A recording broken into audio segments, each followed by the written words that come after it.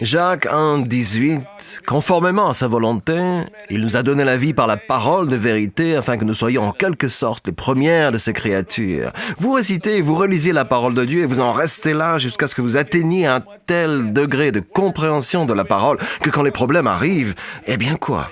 Allez-y. Il cherche à atteindre chaque continent avec la parole de Dieu. L'évêque Keith Butler enseigne la parole de Dieu. Il s'y efforce et il touche le monde. Et maintenant, voici pour l'enseignement d'aujourd'hui l'évêque Keith Butler. Lorsque vous décidez de répondre à l'appel parce que vous avez reçu un message de Dieu, vous avez besoin de comprendre ce que Satan fait.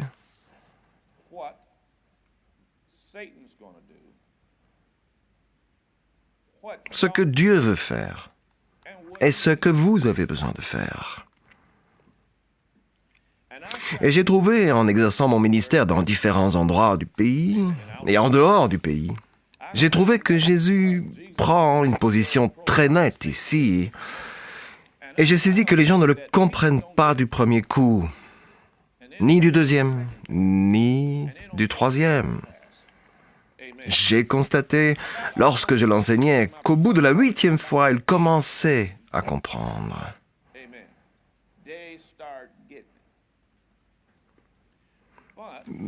Mais lisons ce que le Seigneur Jésus a dit ici. On commence avec le verset 13. Il leur dit encore, « Vous ne comprenez pas cette parabole?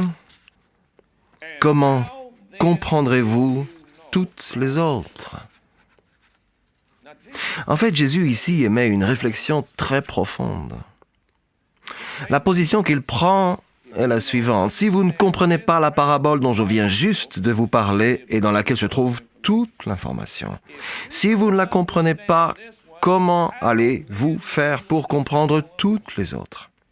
En d'autres mots, l'information contenue dans cette parabole qui nous est racontée par le Seigneur Jésus est l'information la plus importante dont nous avons besoin pour agir sur terre. Sur la terre, il y a bien sûr Dieu. Mais Satan est là aussi. Et Dieu, connaissant toutes choses, sait comment tout fonctionne. Qui mieux que Dieu lui-même pour apprendre? Et donc le Seigneur arrange toutes choses pour nous, et j'ai enseigné cela. Et si je restais ici pour enseigner ça, ça me prendrait environ 9 semaines d'enseigner la matière de ce soir. Laissez juste tomber quelques petites choses par-ci, par-là. Mais ce que le Seigneur Jésus dit ici est ce que chaque croyant devrait savoir et comprendre, de telle sorte que comme vous commencez vos missions, que ce soit dans le cadre de votre ministère ou quoi que vous entrepreniez dans votre vie, j'ai été capable de décrypter cette parabole enseignée par le Seigneur Jésus, de revoir toute ma vie et de contempler les bonnes et les mauvaises choses. J'ai pu regarder tout ça. Marc, chapitre 4. Lisons le verset 14. Jésus dit, « Le semeur sème la parole. Certains sont le long du chemin où la parole est semée. Dès qu'ils l'ont entendue, Satan vient et enlève la parole qui a été semée en eux. De même, d'autres reçoivent la semence dans un sol pierreux. Quand ils entendent la parole, ils l'acceptent aussitôt avec joie.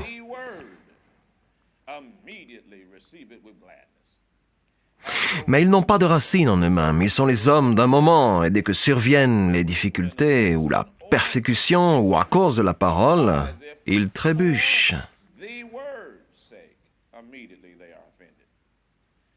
D'autres encore reçoivent la semence parmi les ronces. Ils entendent la parole, mais les préoccupations de ce monde, l'attrait trompeur des richesses et les passions en tout genre pénètrent en eux, étouffent la parole et la rendent infructueuse. D'autres enfin reçoivent la semence dans la bonne terre. Ce sont ceux qui entendent la parole, l'accueillent et portent du fruit avec un rapport de 30, 60 ou 100 pour un.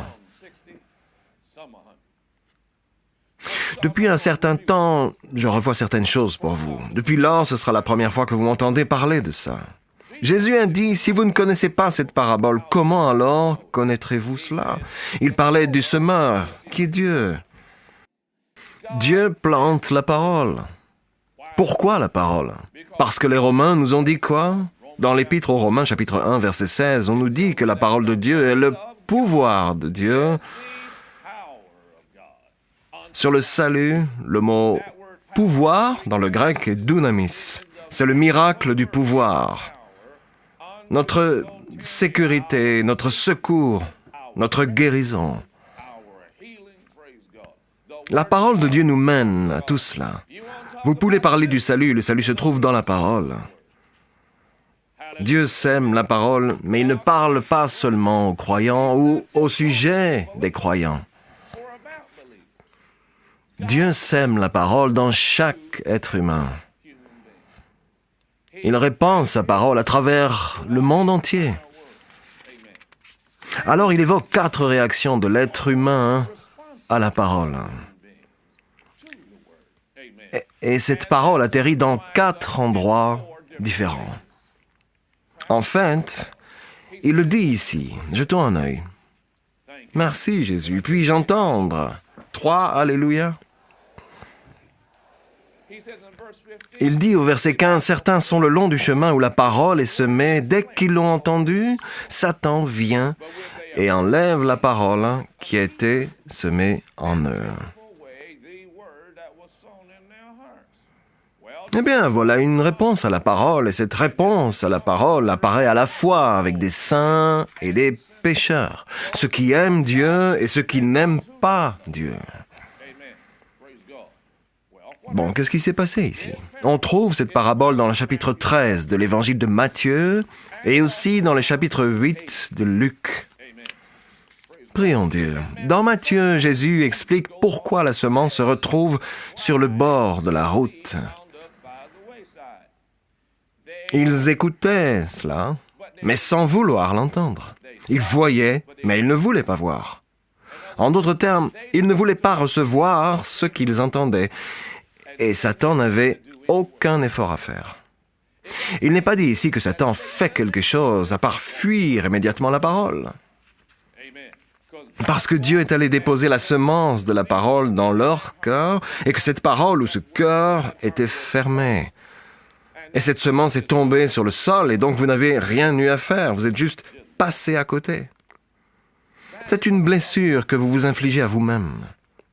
Et chaque fois que la parole du Seigneur vient à vous et que vous la repoussez, que vous durcissez votre cœur, vous demeurez à cet instant sur le bord du chemin. Bon, c'est une réponse. À un moment ou à un autre, nous avons tous été des semences en retrait. Le Seigneur nous a parlé de quelque chose et non, je n'accepte pas cela. Vous l'ignoriez. Oh, voyons, nous avons lutté contre ça et nous l'avons laissé de côté.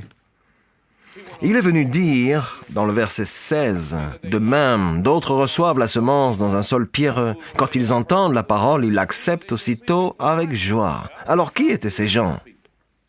Nous commençons à parler de ces gens qui sont comme vous et moi, des convertis. Ces personnes qui ont entendu la parole, et alors nous avons fait quelque chose d'autre. Je vous ai vu, vous tous, dans le fond, il y a 1 minute. Elle dit, recule, laisse faire Dieu, et vous mettiez le pied sur le bureau. Eh bien, elle claironne la parole de Dieu, et vous en êtes heureux. Ils ont entendu la parole, et en étaient heureux. Ils criaient. Mais ce n'est pas tout. Mais ils n'ont pas de racines en eux-mêmes. Ils sont les hommes d'un moment. Voici le deuxième problème. Ce n'est pas quelque chose que Satan a fait. C'était un problème qui venait du croyant. Du fait qu'ils entendaient la parole, ils criaient, ils dansaient, ils étaient heureux de ça, mais c'est tout ce qu'ils ont fait. Donc ils ont reçu la parole, Ils s'en sont réjouis, puis sont rentrés chez eux. Et c'est la dernière chose qu'ils ont faite avec la parole cette semaine. Amen. Quand vous entendez la parole de Dieu comme celle que vous avez entendue la nuit dernière ou ce matin, quand vous entendez la parole de Dieu, elle ne prend pas racine avant que vous ne lui consacriez un peu de temps. L'important, c'est ce que vous faites de la parole après cette rencontre.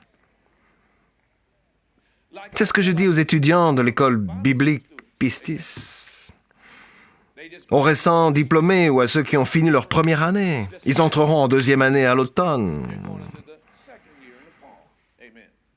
Voilà ce que je dis aux étudiants. Ce que vous faites pendant l'été déterminera si vous allez gâcher cette année ou non. Est-ce que durant l'été, vous vous employez à connaître la parole que vous avez entendue? Et est-ce qu'alors vous prenez le temps de la méditer et de l'intérioriser? Laissez-vous la parole prendre racine en vous. Méditez-vous cette parole. Qu'a dit Dieu à Josué dans Josué 4, verset 8? Josué était sur le point d'aller au combat. Si vous acceptez l'appel du ministère, vous allez au combat. C'est la guerre. Vous avez entendu ce que je dis? Prions Dieu. Vous allez au combat et vous ne pouvez pas aller au combat sans munitions. Comme ça, vous n'avez aucune chance. Dieu a dit à Josué qui va au combat. Il a dit à Josué, chapitre 1, verset 8, que ce livre de la loi ne s'éloigne pas de toi. Médite-le. À quelle fréquence? Il a dit jour et nuit.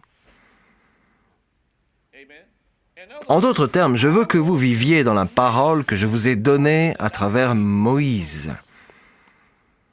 Et je veux que vous la viviez jour et nuit. Le reste de ce verset dit « pour agir avec fidélité, conformément à tout ce qui est écrit.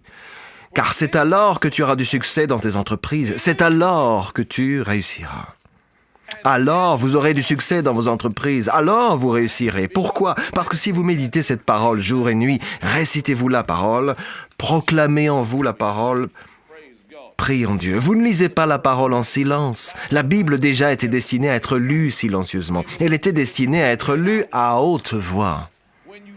Quand vous lisez la parole de Dieu et que vous méditez cette parole en vous, vous allez à un endroit. Vous méditez jour et nuit jusqu'à ce que la parole cesse d'être quelque chose de superficiel pour prendre racine en vous. Je veux dire, c'est facile d'arracher une plante que l'on a plantée seulement la veille. Essayez de déraciner un séquoia centenaire de Californie. Maintenant, vous avez un combat qui vous attend. C'est une blessure que vous vous infligez. Ne nous parlons pas ici de ce que le diable a fait. Donc, votre principal ennemi, regardez-le et dites, c'est vous. Regardez-le et dites-leur, c'est vous.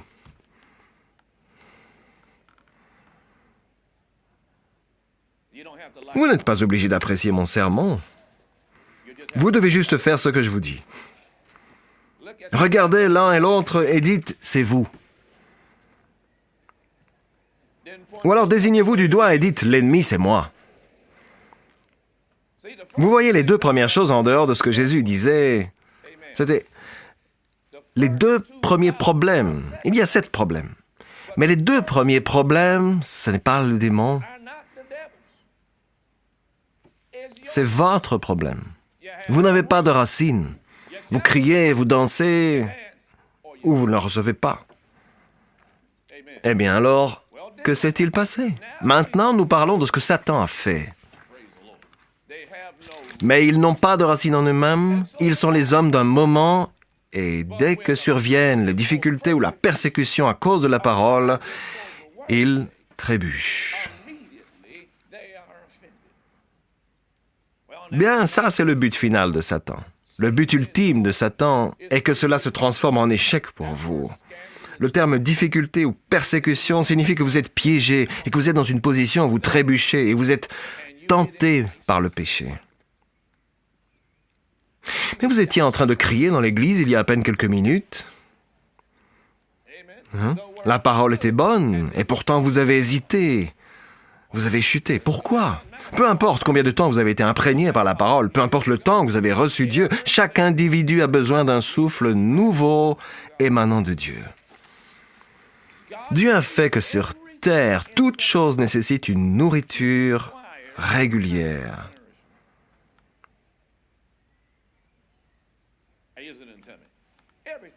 Toutes choses, que ce soit les insectes, les plantes, les animaux,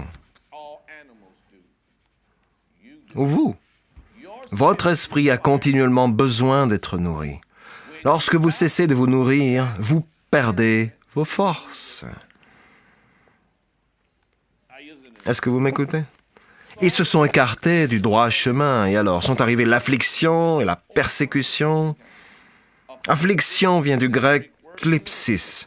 Cela signifie pression, situation difficile, épreuve juridique, grave problème, malheur. Toutes choses que nous ne trouvons pas très agréables et qui nous arrivent. Satan emporte ces choses. La seconde était la persécution. Persécution signifie aussi pression, mais Satan utilise les gens pour y recourir. Le témoignage du pasteur Ivan ce matin était éclairant. Il parlait de l'époque où la Bulgarie était encore sous la botte de l'Union soviétique. Le Seigneur lui avait confié l'ouverture d'une église et les voilà persécutés par le KGB. Et le KGB les poursuivait. Ils ont été obligés de célébrer la messe dans les bois. Ils sont arrivés là un jour avec toute une bande armée. Ils ont mis tout le monde dehors. Et c'est drôle ce qu'il a dit ce matin-là. Il disait qu'il regardait des dessins animés américains et qu'il leur a dit « Je vais faire appel à mon avocat ». J'ai trouvé ça très drôle. Peut-être parce que vous n'êtes pas en Amérique. Parce que ces gens sont faits. C'est sortir leur âme et leur faire comprendre qu'ils allaient les tuer. C'était de la persécution. La persécution s'est abattue sur ceux qui essayaient de refouler la parole. Mais il se trouvait un homme de Dieu qui a empêché que cela se produise. Quelque chose devait lui arriver. Je sais que ça devait lui arriver parce que beaucoup de ses compagnons se sont enfuis et ont abandonné. Lui pas. Vous savez pourquoi? La parole a enraciné quelque chose en lui. En fait, je crois que la première fois que je l'ai rencontré, quand j'étais en Bulgarie à la fin des années 90, la première fois que j'ai rencontré Ivan, je crois que c'était Ivan, c'était peut-être quelqu'un d'autre, je crois que c'était Ivan. La première fois que quelqu'un est venu vers moi et a tenu une page ou deux du livre de Kenneth Hagin, était-ce vous? C'était vous. D'accord. Il a dit, êtes-vous là au nom de Kenneth Hagin? Il n'avait pas lu le livre en entier, mais vous auriez pu dire que ce garçon l'avait lu. La parole est arrivée en lui. Il avait quelques racines et quand est arrivée la persécution, prions le Seigneur, Satan ne pouvait plus arrêter la parole. Et aujourd'hui, il y a une grande église florissante, non seulement en Bulgarie, mais en Turquie et dans tous les autres endroits. On dit partout qu'ils vont même atteindre l'Europe et le Moyen-Orient. Satan utilise les gens. Il se servira aussi de la famille. Il utilisera l'Église des gens. Il utilisera quiconque voudra lui céder pour faire pression sur vous et essayer de vous rendre malheureux. Il y a un autre groupe de personnes ici. Lisons ci-dessous, au verset 18. D'autres encore reçoivent la semence parmi les ronces, ils entendent la parole. Remarquez qu'à chacun d'entre eux, la parole de Dieu était apportée. Ils écoutent la parole. Mais les préoccupations de ce monde, l'attrait trompeur des richesses et les passions en tout genre pénètrent en eux, étouffent la parole et la rendent infructueuse. Il a dit que le pouvoir surnaturel de Dieu, la parole, cette parole qui vous sauve, qui vous guérira, la parole à travers laquelle il a créé l'univers peut être stoppée. Et ça, c'était pour moi un « est-ce que vous me comprenez ?» Il a dit que 3 choses l'étouffaient. Luc a fait du bon travail en exposant ces 3 aspects. Revenez dans Luc chapitre 8. Je vais ajouter l'une ou l'autre analyse à ce propos. Il me faut 3 prier en Dieu. Gloire à Dieu.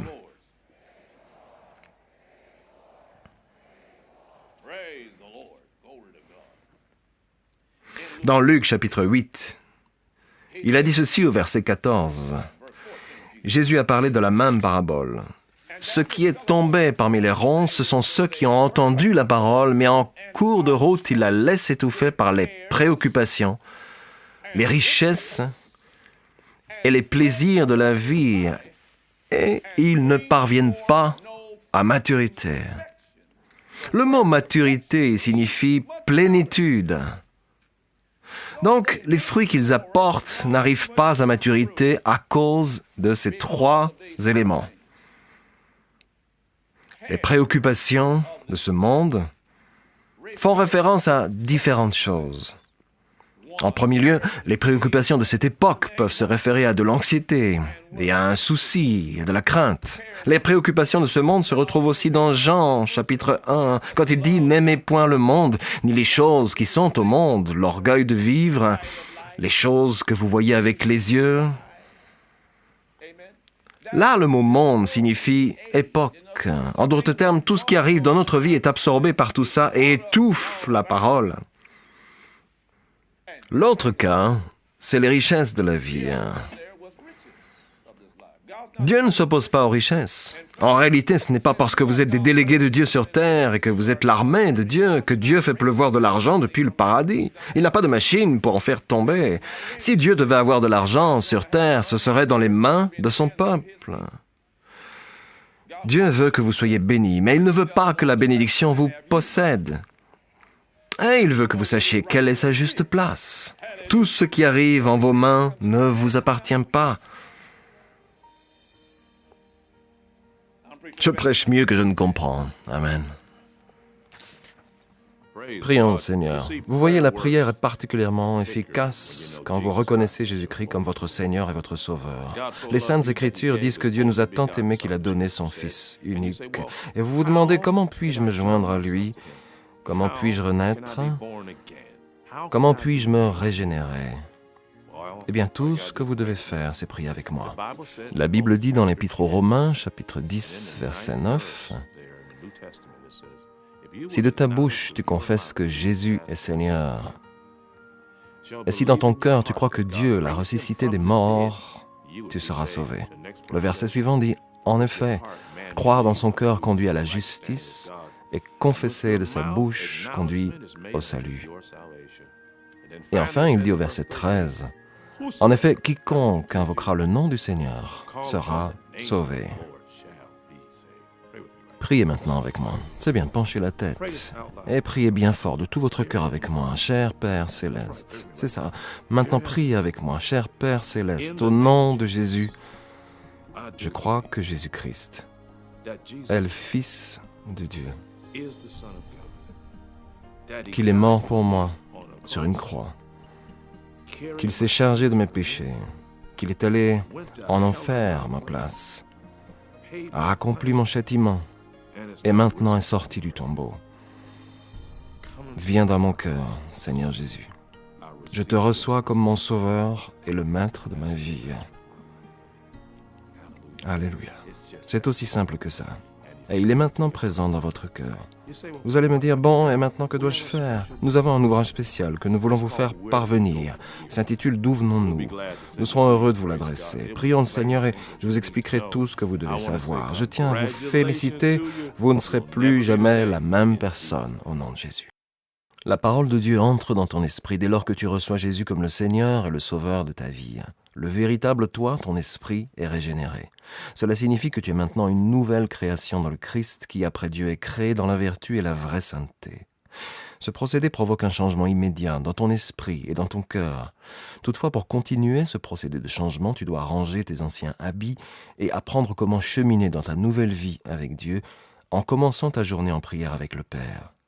Une simple prière de louange et d'action de grâce t'aide à consolider ta relation avec Dieu. Remercie-le pour son amour, sa confiance, sa patience, sa tendre bonté, sa paix, son pouvoir de guérison, sa protection face au danger, son indulgence, sa sagesse et son aide pour cette journée. Assure-toi tous les jours de prendre le temps de lire la parole de Dieu. Tout comme ton corps de chair a besoin de nourriture, ton esprit nécessite la nourriture de la parole de Dieu. Veuillez s'il vous plaît prendre note de l'adresse sur votre écran. De la sorte, nous pouvons vous envoyer ce petit livre très important. Il contient une abondance d'informations dont vous aurez besoin maintenant que vous avez décidé d'accueillir le Seigneur dans votre cœur et de continuer votre chemin avec Dieu.